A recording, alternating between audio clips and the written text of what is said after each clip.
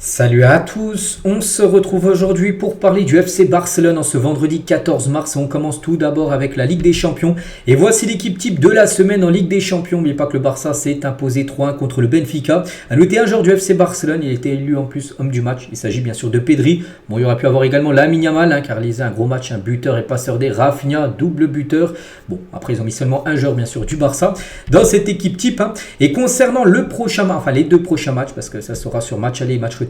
Bien sûr, l'équipe de Dortmund. À noter qu'on peut voir le pourcentage de chance pour chaque équipe de se qualifier. Donc le Barça, c'est l'équipe qui a le plus de chances de se qualifier parmi toutes les équipes. Donc en gros, 80% de chances pour le Barça de se qualifier pour les demi-finales et seulement 20% de chances pour Dortmund. Donc c'est bien sûr. Bon, le Barça, oui, favori. Après, bien évidemment, la vérité, vous savez tous, ça se passe sur le terrain. Et concernant le pourcentage de chances, cette fois-ci, de gagner la Ligue des Champions, parce que là, c'était seulement se qualifier en demi, mais gagner le titre, en gros, c'est le Barça, l'équipe qui a le plus de chances de gagner cette compétition. On parle de la Champions League, bien sûr, 20,4% de chances pour le FC Barcelone. Après, il y a le PSG, il y a Arsenal, il y a l'Inter, il y a le Real Madrid classé 5e.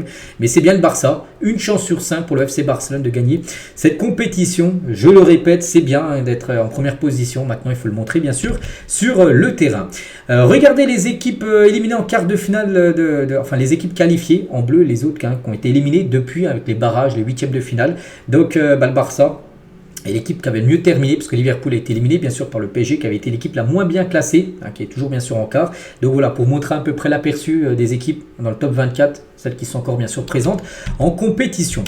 Et seulement 4 équipes peuvent remporter encore le triplé européen cette saison. Donc le Barça, il y a aussi le Real Madrid, le PSG, l'Inter, parce que ces équipes-là peuvent potentiellement remporter chacune le championnat, la Coupe nationale et bien sûr la Ligue des Champions, vu qu'elles sont toujours engagées en Champions League.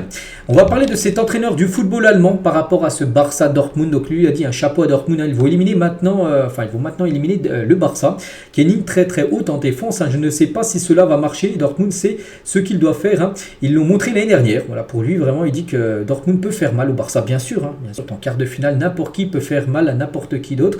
Mais voilà, ça sera au Barça de bien gérer, bien sûr, cette équipe du BVB. Si le Barça joue comme il joue, pratiquement 3 fois, la plupart des matchs, je pense que ça devrait le faire. Après, ça reste la Ligue des Champions. On sait qu'à tout moment, ça peut aller dans tous les sens. Et surtout, pas sous-estimer Dortmund, qui a quand même atteint la saison dernière, n'oubliez pas, la finale. Les deux, une aujourd'hui, Sport et Modo Deportivo. Donc ça parle un peu de choses. Ça parle d'Inigo Martinez, qu'on parlera juste après là, avec sa prolongation. Mais ça parle surtout indigné. C'est par rapport à Diego Simeone qui ne comprend pas en gros le penalty de Alvarez. Après, le penalty d'Alvarez par rapport au match contre le Real, il a touché 2 fois le ballon lors du penalty. Le penalty est annulé, c'est les lois, c'est comme ça. Si tu fais une faute dans la surface, il y a penalty, c'est la même chose pour ça. Et l'autre, c'est la même chose, indignation, pareil. Mondo Deportivo, ça parle même pas du Barça, ça parle plutôt de ça. Ça parle du penalty. Et c'est la loi, c'est comme ça. Ça aurait été n'importe quelle équipe, le penalty aurait été annulé. C'est de tomber sur l'Atlético Madrid. Les prochains matchs, là il n'y en a plus que un. On dit le prochain match parce qu'avant la trêve, bien sûr. Donc là, ça sera l'Atlético. On est le 14, c'est après-demain. C'est dimanche soir. Déplacement à l'Atlético qui va être revanchard après l'élimination en Ligue des Champions. Donc voilà, ça sera compliqué. On espère que le Barça fasse bien sûr un gros match. Après, ça sera Girona au programme à fin du mois de mars, dès la reprise des rencontres. Et concernant le match contre l'Atlético de Burgos, Bengoetxea sera l'arbitre du match Atlético Madrid-Barça. Donc on lui souhaite bonne chance et on espère surtout qu'il soit bon. Et on pense qu'il aura beaucoup de boulot bien sûr pour cette rencontre dimanche soir. On va parler d'Inigo Martinez. J'ai un peu parlé avec la Une Journal Sport où on a un petit encadré. Et c'est officiel, Inigo en a parlé ces derniers jours. Et voilà, il prolonge son contrat d'une saison supplémentaire. Et en fin de contrat, là, en 3 mois et demi, il vient de prolonger une année, donc il est maintenant en fin de contrat dans 1 an et 3 mois et demi. Inigo Martinez, donc c'est mérité au vu de ce qu'il fait. N'oubliez pas que ce joueur est arrivé libre il y a quelques années en provenance de Bilbao. Regardez, s'il prolonge, c'est que le Barça est très satisfait bien sûr de ses performances. Concernant Lewandowski, donc lui aussi devrait prolonger très prochainement. Et après la prochaine pause internationale, là, donc d'ici 3 semaines, le Barça annoncera le renouvellement du contrat de Robert Lewandowski jusqu'en 2026 avec une réduction de salaire. Voilà. Tout est dit. C'est vrai qu'il y a eu pas mal de prolongations. Donc là, il y a eu celle d'Inigo, il y a eu celle d'Araujo, de Gavi, de Pedri. Tous ces joueurs-là ont prolongé récemment.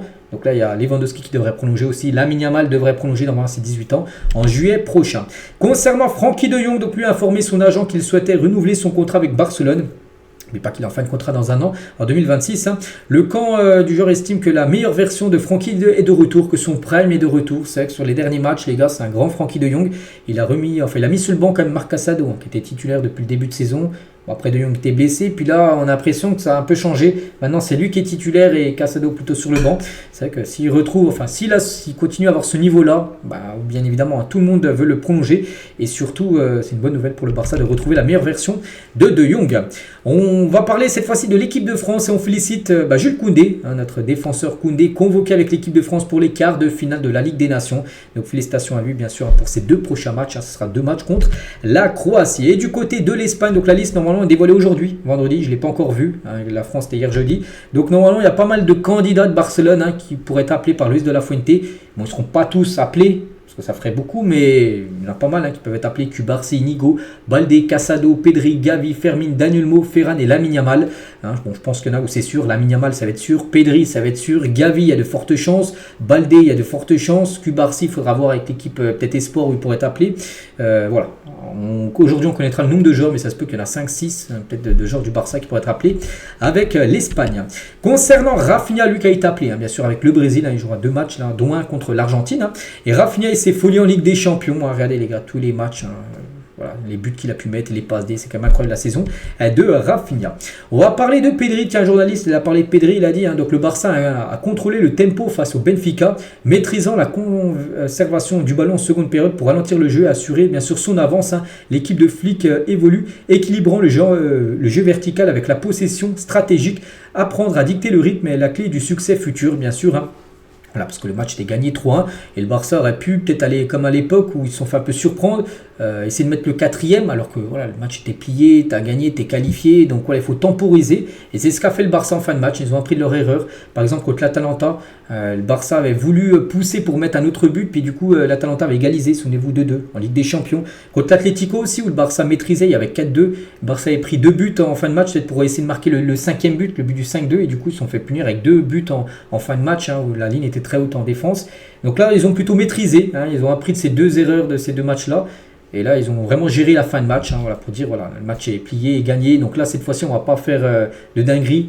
On va faire tourner le ballon bien sûr et gagner le match tranquillement. Daniel Mo, je suis espagnol et c'est ce que j'ai toujours ressenti. La Croatie voulait que je devienne citoyen croate pour jouer bien sûr pour la sélection croate et que je participe à la Coupe du Monde 2018. Ils m'ont offert plus de sécurité pour mon avenir, mais je savais que l'opportunité se présenterait à moi en Espagne, enfin pour jouer avec la sélection bien sûr espagnole. Olmo toujours, je me sens très à l'aise de jouer avec Pedri, il vous facilite la tâche. Je lui dis toujours, si j'ai un problème, je te passe le ballon et il me dit la même chose, je te donne le ballon et tu fais le reste. Olmo toujours il a dit donc le Barcelone est ma maison et c'était clair pour moi de revenir. C'était mon rêve d'être là où je suis maintenant et c'est pourquoi je suis dans le meilleur moment de ma vie parce qu'il rejoue du côté de Barça. N'oubliez pas qu'à l'époque il était à Barcelone, puis après il a quitté Barcelone, puis là il est très content d'avoir fait son retour. Mon père m'a inculqué le gène de la compétition, je l'ai regardé s'entraîner, j'ai réalisé à quel point le football comptait pour lui, tout comme pour moi bien sûr. Quand le Dynamo Zagreb est venu me chercher, je passais du niveau cadet au niveau des jeunes. Mon rêve était de jouer pour le Barça, mais je n'avais pas l'impression qu'il croit en moi pour l'avenir. Le Dynamo m'a convaincu avec un projet à court et à moyen terme. Et c'est pour ça qu'il est parti là-bas. Il a fait ses premières classes au Dynamo Zagreb. Et après, il est parti aussi à Leipzig. Puis après, bien sûr, il est revenu du côté du FC Barcelone. Et j'ai beaucoup grandi en Croatie. Je suis arrivé quand j'étais gamin. Je suis parti en tant qu'homme.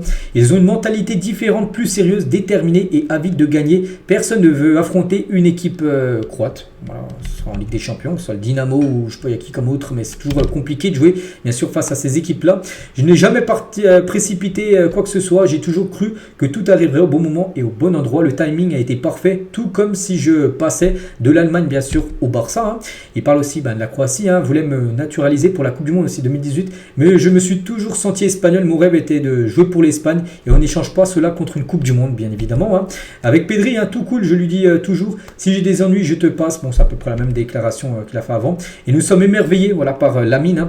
Il a été à un autre niveau. Il doit garder les pieds sur terre et continuer à travailler parce qu'il a un long chemin à parcourir. Voilà ce qu'il a pu dire bien sûr sur Lamine Yamal hein, qui choque un peu tout le monde du côté de Barcelone. Et quand le Barça m'a appelé, j'ai su que c'était le moment pour lui de revenir. Hein. D'autres clubs étaient intéressés l'été dernier. Mais le Barça est ma maison. C'était mon rêve d'être ici et je vis bien sûr mon meilleur moment. Donc voilà quelques déclarations bien sûr de Daniel Mo. Des déclarations de Lamine Yamal. Quand on commence à jouer à partir de zéro, il n'y a pas de pression du tout. Quand vous jouez mal, hein, la pression devient juste une excuse que vous cherchez. La pression n'existe pas. Pour lui, les gars, il joue sans pression, Lamine Yamal. Il a dit qu'il part de zéro. C'est vrai qu'il était avant dans des quartiers un peu compliqués. Tout ça, il vient d'une famille, on va dire, plutôt pauvre. Et maintenant, il est parti vraiment de tout en bas. Et il a gravi, on va dire, les échelons hein, pour être maintenant considéré comme l'un des meilleurs joueurs au monde actuellement. Hein. Et la pression n'existe pas. C'est juste une question de mental. Il faut juste penser à s'amuser. Voilà, sur le terrain, il le fait, bien sûr. Très, très bien. Et Poku Barsi tient aussi 2-3 déclarations de sa part. Mon modèle, Piqué, Puyol. Je les observe toujours. Hein. J'essaie d'être, bien sûr, comme eux. Hein. Et mon meilleur souvenir avec l'équipe première du Barça, donc quand nous avons joué la finale de la Super Coupe et battu le Real Madrid 5-2, c'était en janvier dernier, j'ai pu remporter bien sûr mon premier titre avec le club bien évidemment de ma vie et c'est le moment où les titres se décident et nous devons être très concentrés parce que là on arrive au mois de mars, avril, donc là les titres vont se jouer, il va y avoir la fin de la Liga, il va y avoir la Coupe du Roi, il va y avoir la Ligue des Champions, le Barça encore engagé dans toutes ses compètes. Il y a des saisons, le Barça, il restait plus que la Liga. La Ligue des Champions était déjà finie. Coupe du Roi, tu avais déjà été éliminé. Tu n'avais pas remporté la Super Coupe d'Espagne. Donc là, c'est vrai que la saison là, est plutôt bonne par rapport, si on compare des fois des saisons précédentes. Hein. Et un classico en finale de Ligue des Champions, qu'est-ce qu'il en pense hein. Et ben, ça serait une bonne finale. Parce qu'oubliez pas que le Barça peut potentiellement affronter le Real Madrid en finale. C'est jamais arrivé. C'est déjà arrivé peut-être sur des tours précédents, peut-être en quart, en demi, mais jamais en finale. Et c'est vrai que cette saison, il peut avoir un Real Madrid, Barça en finale. On va parler de Rafinha. Le Barça est conscient que les clubs saoudiens feront d'énormes offres pour Rafinha cet été. Hein, vu ce qu'il fait Rafinha, et bien évidemment les clubs saoudiens qui ont beaucoup d'argent vont proposer les contrats à Rafinha. Après on verra ce que va décider Rafinha. Bon, on pense qu'il va vouloir rester bien évidemment vu que là il est actuellement à sa version prime. Ter Stegen est dans la phase finale de sa guérison. Il devrait reprendre l'entraînement de groupe normal dans un mois. Donc, actuellement il s'entraîne individuellement mais voilà dans un mois normalement il va reprendre l'entraînement peut-être après la trêve avec le groupe. Hein. Et compte tenu de la forme de Chesney, hein, le Barça ne voit pas la nécessité de risquer Ter Stegen en précipitant sa récupération. Pour que l'Allemand revienne cette saison en Ligue des Champions, le Barça devrait retirer Chesney de l'effectif, hein, l'enlever du groupe pour mettre bien sûr Ter Stegen. Je pense que voilà, Ter Stegen, peut-être il reviendra, peut-être il gaulera quelques matchs de Liga, mais concernant la Ligue des Champions, si le Barça va loin, ce sera je pense Chesney hein, qui sera le gardien. Et même s'il y a une finale pour le Barça, je pense que si les deux sont à 100%, je pense que ça sera bien sûr Chesney qui sera le gardien. Et on finit aujourd'hui aussi avec Inaki, hein, parce que c'est vrai qu'on parle plus trop de lui. Il devrait être vendu cet été. Le Betis et le Celta sont intéressés bien sûr par sa signature. Hein, il ne devrait pas rester au club et un nouveau gardien devrait arriver en tant que troisième gardien. Bien sûr, si Chesney reste, ce sera peut-être le numéro 2 ou le numéro 1. Ter Stegen, s'il reste, il sera le 1 ou le 2, on ne sait pas. Hein. Et du coup, il faudra un troisième gardien avec le départ d'Inaki Pena. Donc voilà ce qu'il y a à dire aujourd'hui. J'espère que ça vous a plu. On se retrouve demain, bien sûr, demain samedi, pour le prochain numéro. À demain.